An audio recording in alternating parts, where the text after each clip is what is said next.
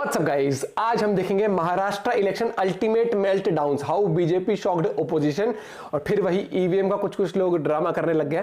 तो श्याम शर्मा शो का एपिसोड है, करेंगे साथ में एंजॉय। चैनल तो प्लीज सब्सक्राइब और वीडियो को कर दें लाइक। 1 2 3 गो। गाइड फिल्म का गाना आपने सुना होगा शायद, क्या से क्या हो गया बेवफा तेरे प्यार में। अब उसी गाने का पॉलिटिकल रिमिक्स देख लीजिए जरा। मला मोदी आणि शाह घरी नाही बसू शकत। अरे भैया तो शेरवानी फिर से नीचे धोती। देखिए क्या कहा गया था इलेक्शन के पहले। There's clear narrative that Uddhav Sahab Thackeray is one of the most wanted chief minister by the people of Maharashtra. पर ये देवेंद्र फडणवीस क्या करेगा? महाराष्ट्र एक तरफ और देवेंद्र। और देखिए क्या से क्या हो गया इलेक्शन के बाद। I'm sad, I'm shocked, I am surprised, and honestly I wasn't prepared. Exit polls फिर से फेल हो गए। इस समय एग्जिट पोल कंपनीज और राहुल गांधी के बीच में कंपटीशन चल रहा है कि ज्यादा फेल कौन हो सकता है। और इस समय पर कांटे की टक्कर चल रही है दोनों के बीच में। मुझे फर्क नहीं पड़ता, मुझे फर्क नहीं पड़ता कि जमाना क्या कहता है, मुझे नहीं फर्क पड़ता और मुझे फर्क नहीं पड़ता कि जमाना क्या कहता है। भैया आप पर नीचे जाओ, इनको पर नीचे इतना ही नहीं बल्कि उत्तर प्रदेश के बाई पोल्स को भी बीजेपी ने योगी की लीडरशिप में स्वीप कर लिया है, जो योगी की लीडरशिप को रिअफर्म करता है और बीजेपी को 2026 के यूपी असेंबली इलेक्शंस के लिए एक बहुत स्ट्रांग पोजीशन में डालता है। यहाँ तक कि उत्तर प्रदेश के एक मुस्लिम मेजॉरिटी एरिया ने भी योगी के लिए वोट किया है। हाँ देखिए, बीजेपी ने झारखंड हारा है और उस हार को भी इस वीडियो में डायसेक्ट किया जाएगा। लेकिन बात करेंगे कि बीजेपी ने कैसे भारत के एक बड़े स्टेट और एक फाइनेंशियल हब महाराष्ट्र को उस मास्टर स्ट्रोक से जीता है जो योगी और मोदी ने महाराष्ट्र में मारा, जिस मास्टर स्ट्रोक ने बीजेपी को महाराष्ट्र में एक सॉलिड एज दिया।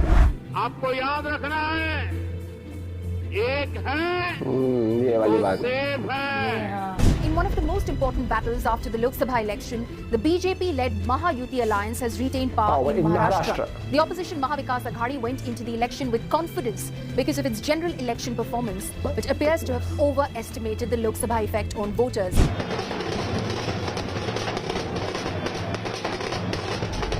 और ये स्ट्रैटेजी सिर्फ अभी ही नहीं बल्कि अगले 5 साल के लिए भी एक बहुत इंपैक्टफुल पॉलिटिकल स्ट्रैटेजी बनती दिख रही है, जो डायरेक्टली 2029 के इलेक्शंस तक बीजेपी की स्ट्रैटेजी को शेप करेगा। तो आइए बात करते हैं कि प्रेडिक्शंस फिर कैसे फेल हुए और बीजेपी ने उद्धव सेना के गढ़ में ही उनको कैसे साइडलाइन कर दिया। उनके गढ़ में ही सीधी बात।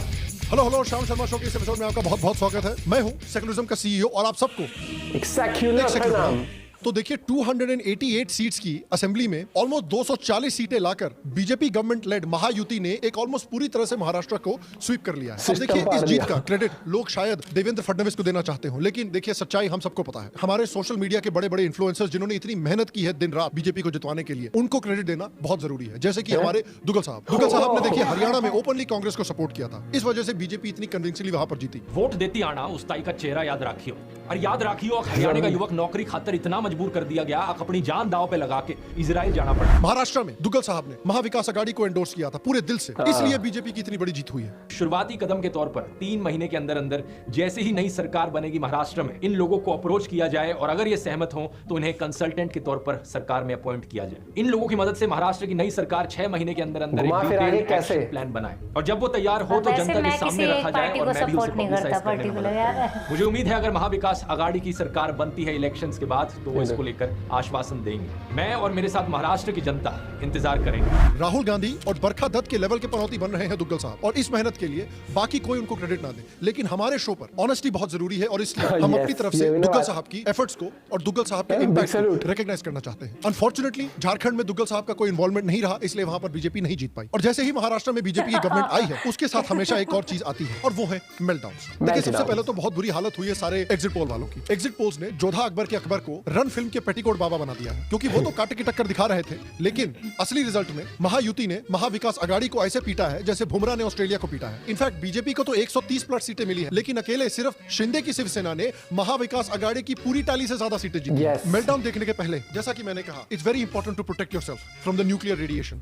इसलिए आइए पहले अपने आप को प्रोटेक्ट करते हैं, उसके बाद इन रिजल्ट्स के मेल्टडाउन। इस लेवल के मेल्टडाउन हुए हैं इस रिजल्ट के बाद, जैसे पाकिस्तानियों का मेल्टडाउन हुआ है जब इंडिया ने चैंपियंस ट्रॉफी में आने से मना कर दिया था। ये फॉर्मूला यहाँ पर लागू नहीं होने वाला है, कामयाब नहीं होने वाला है। इसलिए भारतीय जनता पार्टी जो है वो एक फॉर्मूला लेकर आती है जिसका नाम है पटेंगे तो कटेंगे। अकल्पनीय, अविश्वसनीय महाराष्ट्र के चुनावों के नतीजे बताए तो उसको यही कहा जा सकता है वो भारतीय जनता पार्टी जो 150 सीटों पर कॉन्टेस्ट करती है, इस वक्त रुझानों में करीब 130 सीटों में आगे दिखाई दे रही है। कुछ लोग जो दूसरों को गोदी मीडिया बोला करते हैं वो कह रहे हैं कि भाई इतना बड़ा मैंडेट मिलने के बाद भी बीजेपी को और महायुति को जनता का सपोर्ट नहीं मिला है। वो समर्थन मिलना चाहिए था, वो इस चुनाव में प्रज्ञा जी मिला नहीं है। मैं बिल्कुल डंके की चोट पर ये बात कह रहा हूँ। हाँ भाई, 543 में से 99 लाने वाले लोगों को जनता का सपोर्ट मिला है, लेकिन 288 में से 240 और लाने वालों को नहीं। देखिए ये लोग इलेक्शन के पहले क्या कह रहे थे। महाराष्ट्र में हमारे विश्वास है कि महाविकास आघाड़ी की सरकार बन रहे कि महाराष्ट्र में 75 से 80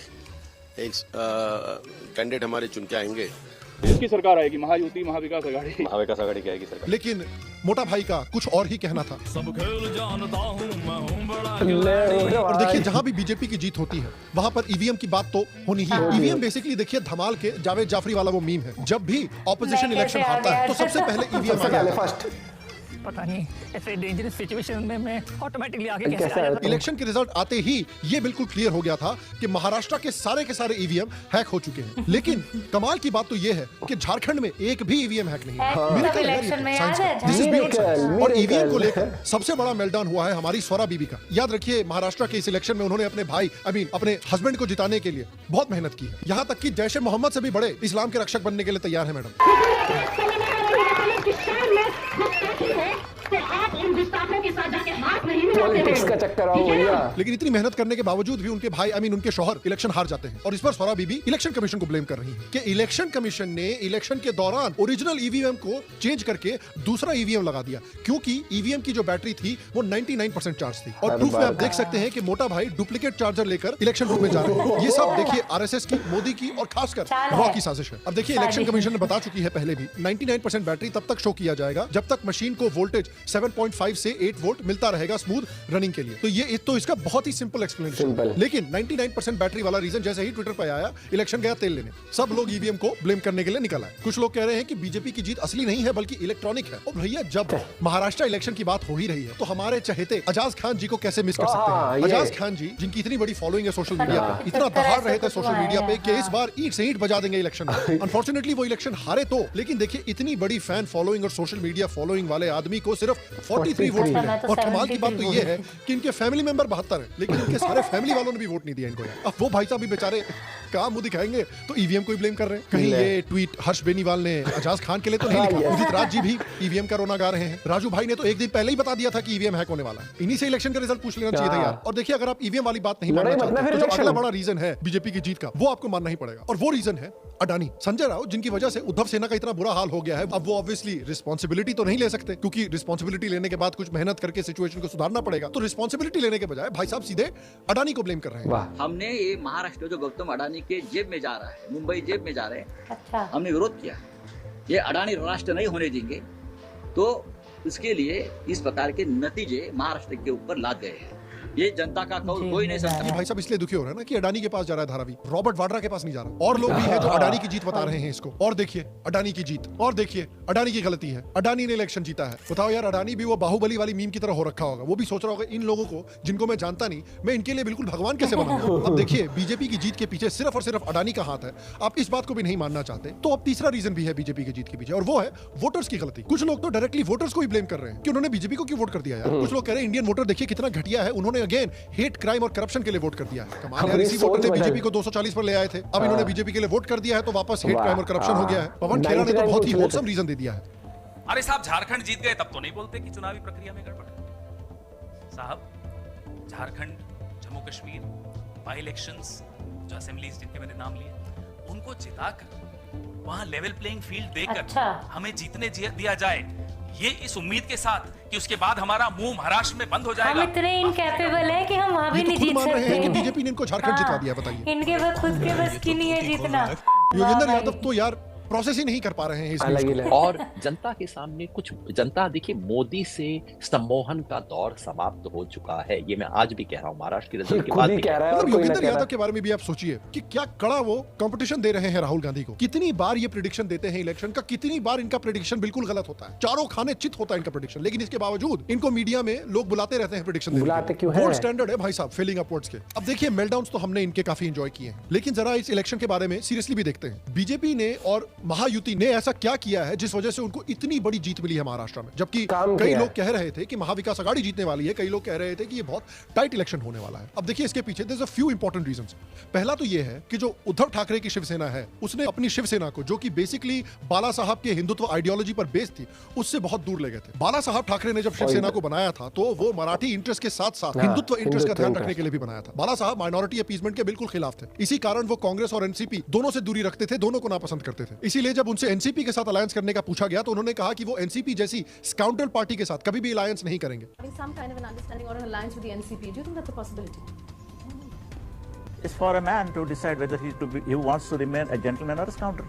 How can I stop? If anybody is trying to become a scoundrel, okay.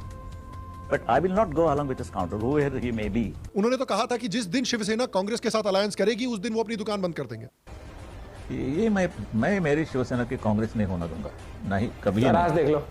और मुझे जब ये मालूम होगा कि हो रही है I will close my shop. लेकिन उद्धव ठाकरे ने जो बाला साहब कहते थे बिल्कुल उसका उल्टा किया है। और इसी वजह से शिवसेना ने अपने कोर सपोर्टर्स को एलियनेट कर दिया है और बीजेपी के देवेंद्र फडणवीस और एकनाथ शिंदे ने इसका पूरा फायदा उठाया है और हिंदुत्व वोटर बेस को अपनी तरफ कंसोलिडेट कर लिया है। योगी का बटेंगे तो कटेंगे और मोदी का एक है तो सेफ है वाला स्लोगन को अपनाकर इसीलिए तो शिवसेना के 75% एमएलएज ने उद्धव को छोड़कर शिंदे की शिवसेना को ज्वाइन कर लिया था। दूसरा रीजन है बीजेपी ने और महायुति ने अपीसमेंट पॉलिटिक्स को काफी जोर से काउंटर किया है। जैसा कि मैंने कहा, बीजेपी ने दो बड़े मंत्र दिए हैं पब्लिक को, बटेंगे तो कटेंगे और साथ है तो सेफ है। एक तरफ आप देखिए कि महाविकास आघाड़ी है जो ओपनली माइनॉरिटी अपीसमेंट कर रही है, जो वक्फ बोर्ड अमेंडमेंट बिल के खिलाफ थी, जो मुस्लिम्स के लिए रिजर्वेशन लाना चाहती थी, जिनको दिवाली को सेलिब्रेट करने से प्रॉब्लम हो रही थी, जिनकी रैली में भगवे झंडे से ज्यादा हरे झंडे दिखाई देते थे, जिनके राज में पालघर के साधुओं को मारा गया था, जिस महाविकास आघाड़ी ने इन पालघर साधुओं को मारने वालों को बचाने की कोशिश की थी एलिजिडली। इनफैक्ट हिंदुत्व आइकॉन बाला साहब ठाकरे के पुत्र उद्धव ठाकरे इतनी दूर चले गए थे अपने पिताजी की आइडियोलॉजी से कि वो राम मंदिर के इनॉग्रेशन तक भी नहीं गए और जब इनसे काशी मथुरा के बारे में पूछा गया तो वो इसको फेक हिंदुत्व बताने लगे और इसी ब्लेटेंट माइनॉरिटी अपीसमेंट पॉलिटिक्स से उनका कोर वोटर बेस बहुत नाराज हो गया। बीजेपी ने इस नैरेटिव पर पूरी तरह से कैपिटलाइज किया और हिंदुओं को कास्ट पे ना बटने को कहा और अपने इंटरेस्ट को बचाने के लिए एकजुट होने को कहा। उन्होंने लाड़की बहन योजना जैसी वेलफेयर स्कीम्स भी लॉन्च की। बीजेपी ने मराठा सपोर्ट को भी सक्सेसफुली सिक्योर कर लिया। पार्टी का मराठा रिजर्वेशन पॉलिसीज को सपोर्ट करना कांग्रेस एनसीपी गवर्नमेंट के पास्ट स्ट्रगल्स के कॉन्ट्रास्ट में काफी प्रोएक्टिव और रिस्पॉन्सिव इमेज बनाने में मददगार रहा बीजेपी के लिए। बीजेपी ने अपने कैंपेन्स को कम्युनिटी स्पेसिफिक बना के काफी टारगेटेड स्ट्रेटजी फॉलो की है, जैसे कि बंगाली डोमिनेटेड एरियाज में बंगाली लीडर्स ने रैली की है और यादव मेजॉरिटी एरियाज में यादव लीडर्स ने एड्रेस किया है। इस पर्सनलाइज्ड अप्रोच से बीजेपी का कनेक्शन एक डाइवर्स वोटर ग्रुप के साथ भी और स्ट्रांग हुआ है। तो मैक्रो टारगेटिंग और माइक्रो टारगेटिंग दोनों बीजेपी ने काफी सक्सेसफुली की है। तीसरा बड़ा रीजन रहा है आरएसएस। जैसे कि आपको पता है कि लोकसभा इलेक्शन में आरएसएस और बीजेपी के बीच में एक मतभेद हो गया था, जिस वजह से भारत के कई एरियाज में पर्टिकुलरली उत्तर प्रदेश में आरएसएस वर्कर्स उतने जोर शोर से इलेक्शन कैंपेनिंग करने के लिए नहीं गए थे, जिसकी वजह से बीजेपी को 2024 के इलेक्शन में बहुत घाटा हुआ था और वो घटकर 240 पर आ गए थे। लेकिन उस इलेक्शन के बाद से लगता है कि हरियाणा के लिए और महाराष्ट्र के लिए, दोनों के लिए आरएसएस और बीजेपी के बीच में सुलह हो गई है और आरएसएस के साथ एफिलिएटेड सारी 35 आउटलेट्स ने महाराष्ट्र में बीजेपी और उनके एलाइज के लिए कैंपेन किया, जिस वजह से इलेक्शन के रिजल्ट्स उनके फेवर में आए। एक सीनियर संघ लीडर ने कहा कि हमने इलेक्शंस को बहुत सीरियसली लिया है इस बार और अपने कार्डर को डोर टू डोर कैंपेन्स करने के लिए डेली डिप्लॉय किया। आरएसएस ने यह भी हाईलाइट किया है कि लोकसभा पोल्स के टाइम पर कास्ट और रिलीजियस पोलराइजेशन के डेंजर्स को देखते हुए इस बार भी संघ ने एक्स्ट्रा एफर्ट्स लगाने शुरू कर दिए हैं। आरएसएस ने महाराष्ट्र में हिंदू वोटर्स को एकजुट करने के लिए सजग रहो कैंपेन शुरू किया है, जिसमें 65 से ज्यादा ऑर्गेनाइजेशंस को मोबिलाइज किया गया है। आरएसएस ने ग्राउंड लेवल पर महाराष्ट्र के कोने-कोने में 60,000 से ज्यादा मीटिंग्स ऑर्गेनाइज की हैं और इससे क्लियरली आप देख सकते हैं कि 2024 के इलेक्शंस के बाद बहुत सारे सो कॉल्ड एक्सपर्ट्स ने बोला था कि हिंदुत्व का जो पावर है वो खत्म हो चुका है, लेकिन आप देख सकते हैं कि हिंदुत्व की जो पावर है वो अभी भी स्ट्रांग है और जो स्लोगन दिया है योगी ने और मोदी ने इंडिया को, बटेंगे तो कटेंगे या फिर एक है तो सेफ, वो लगता है कि अगले 5 साल के लिए गेम चेंजर होने वाला है पॉलिटिकली और सोशली बीजेपी के लिए। कास्ट पॉलिटिक्स और अपीसमेंट पॉलिटिक्स दोनों के खिलाफ बीजेपी की जीत के पीछे एक और बड़ा रीजन है उद्धव ठाकरे की एक थोड़ी अटैच लीडरशिप। उद्धव ठाकरे काफी आउट ऑफ टच नजर आए हैं इस इलेक्शन साइकिल में। एक तरफ तो वो शिवसेना की डाउनफॉल का एक बड़ा कारण है, वो ग्रास रूट्स लेवल पर एकनाथ शिंदे और देवेंद्र फडणवीस की तरह अपनी प्रेजेंस नहीं जमा पाए। इवन कई शिवसेना के सीनियर लीडर्स ने भी उद्धव के कम्युनिकेशन और डिसीजन मेकिंग स्टाइल को क्रिटिसाइज किया है इन द पास्ट। शिवसेना के वेटरन लोकसभा एमपी गजानन कीर्तिकर ने तो यहां तक कह दिया था कि उद्धव ने पार्टी को ग्रो करने के लिए कुछ भी नहीं किया है और बस वो अपने आप को एक बबल में अपनी मंडली से घेर कर रखते हैं, जिस वजह से वो पब्लिक से काफी डिस्कनेक्ट हो चुके हैं और इस डिस्कनेक्ट का पूरा फायदा बीजेपी और शिंदे फैक्शन ने उठाया है। इनफैक्ट बीजेपी ने काफी स्मार्टली देवेंद्र फडणवीस, अजीत पवार और एकनाथ शिंदे जैसे लीडर्स को बैलेंस किया है, जो कि कोई आसान काम नहीं है। बीजेपी की टॉप लीडरशिप ने यह इंश्योर किया है कि इन लीडर्स के पर्सनल एम्बिशंस को इलेक्शन के समय पर साइड पर रखकर पूरा का पूरा फोकस सिर्फ और सिर्फ महाराष्ट्र को जितवाने पर। एक और प्रॉब्लम ये रही है महाविकास आघाड़ी की कि इनके नाम में जो वी से विकास है, इस वी से विकास को पूरी तरह से इन्होंने अबैंडन कर दिया है। बेसिकली महाविकास आघाड़ी इस इलेक्शन में महाराष्ट्र की सबसे बड़ी एंटी डेवलपमेंट कोalition बन गई थी। हर एक बड़े डेवलपमेंट प्रोजेक्ट को महाविकास आघाड़ी ने अपोज किया है, चाहे वो धारावी का रीडेवलपमेंट प्रोजेक्ट हो, जो एशिया के सबसे बड़े स्लम एरिया को पूरी तरह से ट्रांसफॉर्म करना चाहता था और वहां के लोगों को बेहतर इंफ्रास्ट्रक्चर, बेहतर अम्यूनिटीज और बेहतर डेवलपमेंट अपॉर्चुनिटीज प्रोवाइड करना चाहता था।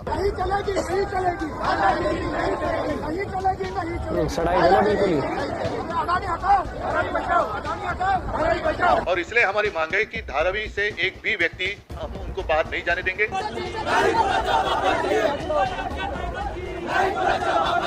If you have almost 100,000, 1 lakh people or 1 lakh families in Dharavi who are ineligible, then firstly, who are you making or redeveloping Dharavi for? उसको उद्धव ठाकरे और एमवीए ने अपोज किया। मेट्रो कार शेड की development रुकवाई, metro project में अड़ंगा डाला, bullet train projects के खिलाफ अड़चन डाला, लैंड एक्विजिशन की अप्रूवल नहीं दी, एमटीएचएल प्रोजेक्ट को डिले किया, कोस्टल रोड डेवलपमेंट को भी डिले किया। इस वजह से उद्धव ठाकरे और एमवीए के ऊपर एक एंटी डेवलपमेंट लीडर होने का टैग लग गया और जिसका खामियाजा उनको इस इलेक्शन में भुगतना पड़ा। और जहाँ तक यूपी की बात है, यूपी की जनता 9 की 9 सीटें भारतीय जनता पार्टी को हरा रही है। एक रहेंगे तो नेक रहेंगे।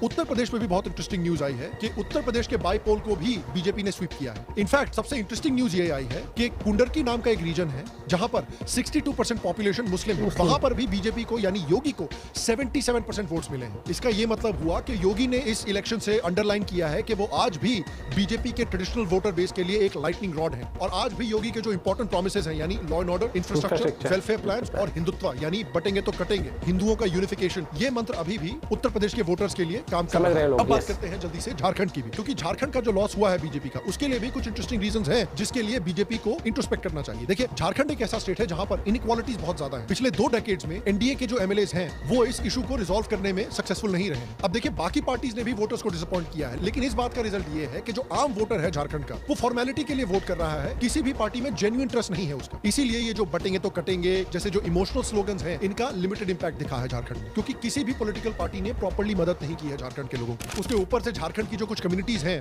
उनमें नए लीडर्स आ रहे हैं जो बीजेपी के ऑपोजिशन में है। जैसे जयराम महतो ने एक स्लोगन दिया लोकल्स वर्सेस आउटसाइडर्स का बीजेपी के खिलाफ, जो काफी पॉपुलर हो गया। उनके कैरिस्मेटिक लीडरशिप की वजह से उनके जो सपोर्टर्स हैं, जो मेनली महतोज हैं, वो अपने आप को बीजेपी और उनके एलाई एजेएसयूपी उनसे अलग देखने लग गए हैं। अब एजेएसयूपी का भी बड़ा वोटर बेस महतो हुआ करता था, लेकिन इस इलेक्शन में वो उनसे अलग हो गए हैं। इनफैक्ट एजेएसयूपी के जो लीडर है सुदेश महतो, उनको अब लोग एक वीआईपी लीडर की तरह देखने लग गए हैं, जो ग्राउंड रियलिटी से काफी डिस्कनेक्टेड है। दूसरी तरफ स्पेशली यूथ को अगर आप देखें तो वो जयराम महतो से ज्यादा जुड़ रहे हैं। वो जयराम महतो को सुदेश महतो का एक यंगर और ज्यादा डायनामिक वर्जन की तरह देखते हैं। बीजेपी का सुदेश महतो पर डिपेंड करना गलत डिसीजन साबित हुआ। एक और बड़ा इशू है वहां पर रैम्पेंट क्रिश्चियन कन्वर्जन और डेमोग्राफिक चेंज। इस इशू को वहां पर डिनाई नहीं किया जा सकता। इसका impact mainly Santhal Pargana division में था, जैसे गोड्डा, देवघर, डुमका, जमतारा, साहिबगंज और पाकुड़। लेकिन प्रॉब्लम यह है कि इन एरियाज में एनडीए का स्ट्रॉन्ग प्रेजेंस नहीं है। बहुत कम लोग हैं जो माउंटेनस विलेजेस तक जाके ट्राइबल्स को डेमोग्राफिक चेंज के रिस्क के बारे में वार्न करते हैं। उसके कॉन्ट्रास्ट में अगर आप इंडिया अलायंस को देखिए, स्पेशली जेएमएम को देखें, तो उनका इस रीजन में एक्चुअली काफी स्ट्रॉन्ग कार्डर प्रेजेंस है। जब भी गवर्नमेंट पॉलिसीज एग्जीक्यूट करने में स्लो होती हैं, तब जेएमएम के कार्डर्स ने एक्टिवली हेल्प किया है गवर्नमेंट को last minute freebie schemes implement करने के लिए इन रीजंस में। और इसलिए जो क्रिश्चियंस हैं इस एरिया के, वो ट्रेडिशनली कांग्रेस और जेएमएम के लिए वोट करते रहे हैं और इस इलेक्शन में भी यही पैटर्न देखने को हमको मिला है। इनफैक्ट बीजेपी ने इस इलेक्शन साइकिल्स में क्रिश्चियन कन्वर्जन्स के बारे में कुछ खास आवाज भी नहीं उठाई है। शायद इसलिए क्योंकि केरला में वो अपनी खुद की अलायंस बिल्ड करने की कोशिश कर रहे हैं क्रिश्चियन कम्युनिटी के साथ, और इस वजह से उनको झारखंड में चुप रहना पड़ा और इसका उन्हें झारखंड में नेगेटिव इफेक्ट पड़ा। लेकिन इन सब डेफिशिएंसीज और बुरी टिकट डिस्ट्रीब्यूशन के इश्यूज के बावजूद बीजेपी ने अपनी 29 टैली से ज्यादा सीट जीती है और वोट शेयर भी इंक्रीज किया है। लेकिन अपनी एलाइज की पावर को सही तरीके से मेजर करने में फेल हुई है बीजेपी। लेकिन देखिए, महाराष्ट्र की जीत ने कुछ बड़ी चीजें बीजेपी के लिए कंफर्म की है। पहला कि हिंदुत्व की पावर इंडिया में अभी भी बहुत स्ट्रांग है और 2029 तक बटेंगे तो कटेंगे और एक है तो सेफ है वाला स्लोगन जितनी पावरफुली बीजेपी यूज कर सकती है, जितनी पावरफुली लोगों के दिमाग में घुसा सकती है, वो घुसाना चाहिए। दूसरा, जो गलतियां बीजेपी ने 2024 के लोकसभा इलेक्शंस में की थी, देखने से लग रहा है कि बीजेपी एक अडेप्टेबल पार्टी है, यानी वो उन गलतियों को कांग्रेस की तरह बार बार रिपीट नहीं कर रही है, अपनी गलतियों से सीख रही है। फडणवीस ने भी जो गलतियां की थी 2024 के लोकसभा इलेक्शन में, उन गलतियों को सुधारा है, जिस वजह से उनको इतनी बड़ी जीत मिली है। तीसरा, लोगों में डेवलपमेंट की भूख है, इसलिए उन्होंने एक ऐसी पार्टी को चूज किया है, एक ऐसे कोलिशन को चूज किया है जो डेवलपमेंट को सपोर्ट कर रही है। और बीजेपी का सेंटर में गोल यही है कि डेवलपमेंट तेजी से होता रहे, इकोनॉमिक ग्रोथ सही तरीके से होती रहे, ताकि पूरे देश में ये डेवलपमेंट की भूख फैले। और इसलिए अगर आप डेवलपमेंट चाहते हैं तो आपकी पार्टी ऑफ चॉइस बीजेपी है। और चौथा, Rahul Gandhi is the gift that keeps on giving. Rahul Gandhi जिस तरह से बीजेपी के लिए मेहनत करते हैं भैया, वो तो यार कोई बीजेपी का कार्यकर्ता इतनी मेहनत नहीं, खुद भी नहीं मोदी करते, शायद इतनी मेहनत नहीं करते बीजेपी के लिए। और फाइनली, जो सोशल मीडिया के इन्फ्लुएंसर हैं जो कहते हैं कि भैया वो जमीनी हकीकत को सबसे अच्छी तरह से जानते हैं, मैं उनको भी एक दाद देना चाहता हूं, बिकॉज प्लीज इसी तरह से बीजेपी को जितवाने के लिए मेहनत करते हैं। और फाइनली वोटर्स के लिए भी देखिए, और इन जनरल इंडियंस के लिए भी ये एक इंपॉर्टेंट लेसन है कि जब आप जुड़े हुए हैं, जब आप एकजुट है, जब आप कास्ट, रीजन और लैंग्वेज के बाहर निकलकर एक आइडेंटिटी से जुड़कर काम करते हैं, तो देखिए कि उसका रिजल्ट कितना पॉजिटिव आता है। तो लोग आपको अगले 5 सालों तक बहुत डिवाइड करने की कोशिश करेंगे,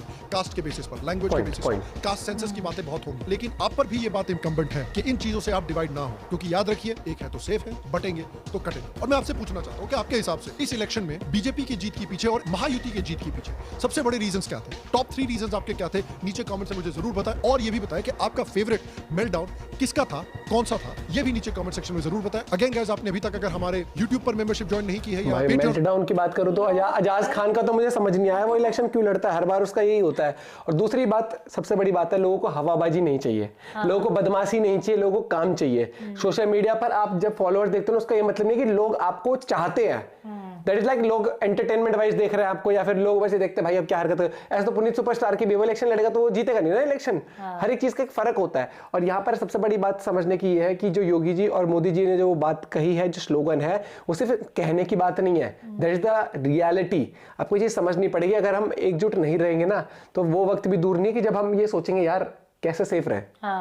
ये चीज समझने वाली बात है। और जो पार्टी डेवलपमेंट फोकस्ड है, इकोनॉमिक ग्रोथ पे फोकस्ड है, देश की इज्जत ओवरऑल सबसे ज्यादा बढ़े, उस पे फोकस्ड है ना, और जो चाहता है कि देश ग्रो करे, और देश ग्रो करेगा तो आप लोग ग्रो करोगे, तब आपके आसपास के लोगों की और आपकी खुद की जेब में तनख्वाह अच्छी आएगी। और आपका देश चीजें बनाने की जगह सिर्फ बाहर से लाता रहेगा ना, तो उसमें टैक्स वाले लोगों की तनख्वाह जा रही है, आप लोगों के लिए नौकरी बनेगी। क्यों? आप लोग की नौकरी कब होगी? जब ज्यादा कंपनी आएंगी। सरकारी नौकरी मांगना छोड़ दो और इस चीज पे फोकस कर लो कि जितना ज्यादा प्राइवेटाइजेशन होगा, जितनी ज्यादा कंपनियां आएंगी, उतना रोजगार बढ़ेगा। छोटा एग्जांपल है, आईफोन की असेंबलिंग यहाँ हो रही है, सैमसंग की असेंबलिंग हो रही है, तो लोग काम कर रहे हैं वहां पर, हर एक चीज हो रही है, हथियार अपने यहाँ पर बनने शुरू हो गए लोग। ये चीज समझनी पड़ेगी आपको। सरकारी नौकरी सबको मिल गई ना, तो सरकार को पैसा कौन देगा? सरकारी नौकरी वाले लोगों को पैसा देने के लिए टैक्स भरोगे तभी ना। जो प्राइवेट सेक्टर में लोग काम कर रहे हैं, हर एक चीज कमाएंगे, अच्छा ये चीज होती है। डेवलपमेंट में फोकस करना पड़ेगा। कब तक आप स्लम एरियाज में रहोगे, कब तक आप वही झुग्गी झोपड़ियों में रहोगे? क्योंकि सरकार काम करेगी, चाहे थोड़ा टाइम लगेगा, लेकिन उन चीजों पे फोकस आपको करना पड़ेगा। डेवलपमेंट के खिलाफ आप नहीं हो सकते हो, क्योंकि लाइफ स्टाइल सबको इंप्रूव करना है। आज भी दूरदर्शन दिखा लो ना। और एक चीज देखिए, जो डेवलपमेंट के खिलाफ है ना, सबसे पहले एक बात बताओ, आईफोन वगैरह हर चीज नया होते ही कौन सा मिनिस्टर है जिसके पास सबसे पहले उनके पास आता है? नेतागिरी सबको चमकानी है। वोट वाले हुए ना जो बेचारे थोड़े नीचे, उस पे अरे तुम इसको वो मत दो, ये तो ये कर रहा है, वो कर रहा है, वाह। उनका लाइफस्टाइल देखो और अपना देखो, फिर सोचा करो कि हम कहाँ रहेंगे। और ये खुद तो यूज कर रहा है हर चीज, हमें क्यों मना कर रहा है ये सब करने? नेता एंड ऑफ द डे नेतागिरी करेंगे भैया। वो तुम्हारे इमोशन से खेलेंगे, खुद घूमेंगे BMW मर्सिडीज फॉर्च्यूनर में, सिक्योरिटी गार्ड लेके, 4 फोन लेके, और आप लोग डेवलप मत हो जाना। हाँ, इसलिए आपको ये चॉइस मिलती है हमेशा इलेक्शन में कि कौन बेहतर है आपके लिए। 2 ऑप्शन, 4 ऑप्शन, 10 लोग होंगे आपके लिए जिनके लिए आप वोट कास्ट कर रहे हो, उनमें से कौन सा बेहतर आपको लग रहा है? सोचिए, जांचो। जैसे पहले था ना, जागो ग्राहक जागो, वैसे वोटर के लिए भैया सोच समझ के। और कभी भी ना ये ओवर कॉन्फिडेंस मत था ना कि मैं वोट डालने नहीं गया, कोई दिक्कत ना, मेरी पार्टी जीती जाएगी। Never ever. और नेशन कम्स फर्स्ट। जो पार्टी और जो मानसिकता देश के लिए अच्छी है ना, हमेशा उसका साथ दिया करो। और आप ये समझ लिया करो, ये जो बाहरी ताकतें जो होती है ना, जो समझ लो आपकी, जो बाहर के एग्जाम्पल जो चाहते हैं कि देश बर्बाद हो जाए या देश के अंदर गृह युद्ध करा दे, तो क्योंकि वो ऑलरेडी सेफ अपना सेविंग खर्च कुछ करके बैठे हैं। आप ये चीज देखते हो, अडानी को लेकर हर 6 महीने में एक रिपोर्ट निकाल देंगे और फिर वो 1 महीने बाद वो शांत हो जाती। क्यों? वो रिपोर्ट निकालेंगे, शेयर मार्केट हिलेगी, बाहर के लोग पैसा ठोकेंगे, कमाएंगे सस्ते रेट में लेके और कमा जाएंगे। यही तो होता है, घबरा के लोग पैसा निकाल लेंगे और वो कहते हैं कल सुबह न्यूज डालेंगे हम, और उनके जितने भी अलायंस कंपनीज होती है ना, जिनके साथ साठगांठ होती है उन बड़ी बड़ी कंपनियों की, उन्होंने कहते हैं कल सुबह हम ये न्यूज निकालने वाले हैं, फटाफट से करोड़ों रुपए लो और डालो। वो डालेंगे, डर के मारे लोग तो निकालेंगे और वो डालेंगे, तो सस्ते रेट पर मिल गया। फिर लोग कहेंगे अरे ये तो क्या था, अडानी को लेकर कुछ भी नहीं था। ओ भाई महीने भर मार्केट ऊपर, वो महीने भर के अंदर 10-15% कमा गए और आप लोग डर के मारे डर का माहौल लेके बैठे रहे। तो समझो कि बेवकूफ किस तरीके से किस किस चीजों में कैसे कैसे साजिशें भी करते हैं बाहर के लोग। कितनी बार रिपोर्ट आ गई, कभी हिंडनबर्ग की कुछ आती है, कभी कुछ आती है। हो गया अडानी गिरफ्तार, लेगी पुलिस उसको, बताओ। मिलते हैं वीडियो के साथ, बाय बाय, टेक केयर।